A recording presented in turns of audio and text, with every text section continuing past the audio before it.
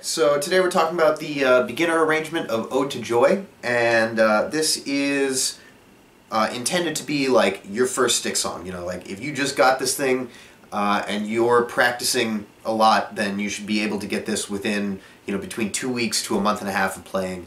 I don't see why you couldn't get this if you're putting a lot of time into the instrument. So we start out, the left hand is nice and simple. It's just holding these notes. 2, 3, 4, da, da. Right, and at the same time the right hand is giving the melody.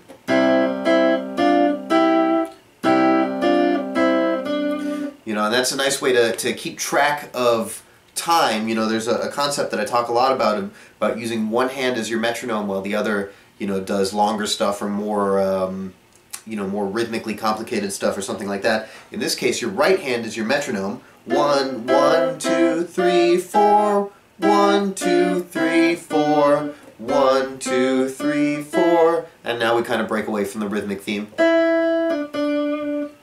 So you're using that 4 count to kind of remind yourself of where your left hand is moving. 1, 2, 3, 4. Now hit it again. 1, 2, 3, 4. 1, 2, 3, 4, and now the left hand moves up to a major shape. You know, here's your major shape, but we're bumping the pinky out, we're bumping the top note up 1 note to give it like a suspended feel, and then resolving it. And we repeat that.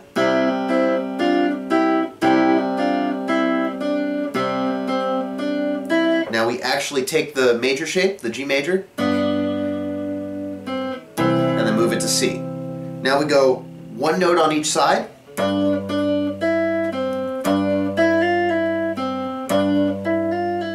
Now here we begin to move both hands at the same time.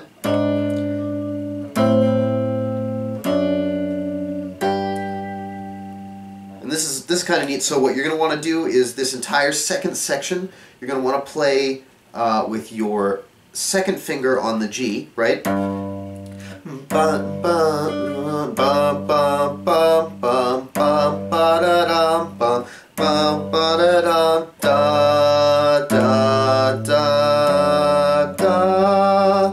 that way,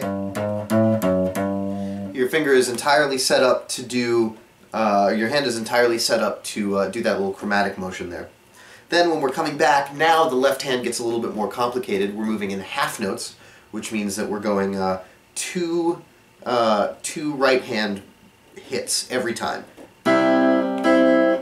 And then, so we're starting out with this power chord shape, which I like to do second finger on the bottom, first finger on top. And then we switch to first finger on the lower note.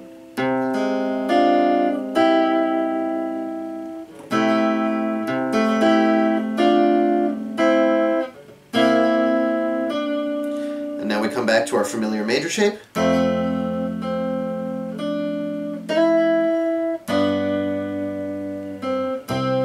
Use the rectangle double octave on the bass side to give us this big wide resolution here, and then fill in the rest of the chord like that.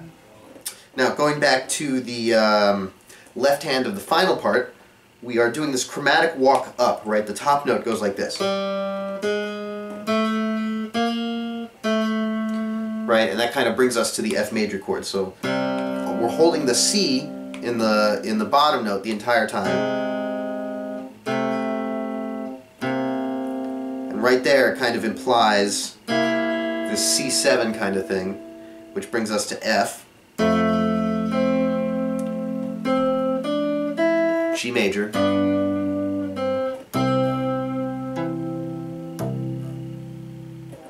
and that's pretty much the whole song.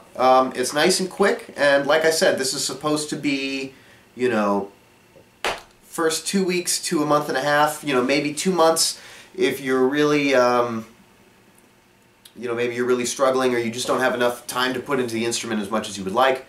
And yeah, it's a good place to start. Got a lot of information. We see that we've got fifths here. We've got our major chord shape, right? We've got an octave shape. All that good stuff. One thing to really pay attention to in the right hand is the fingering, especially, you know, with these thirds.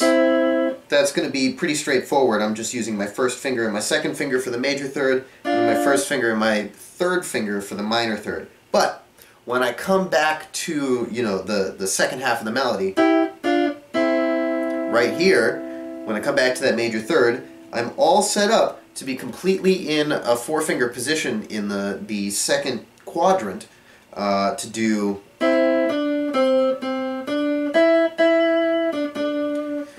that without moving my hand at all. In the same vein, you know, like I had mentioned earlier, we're really paying attention to using our second finger on this G in the second section,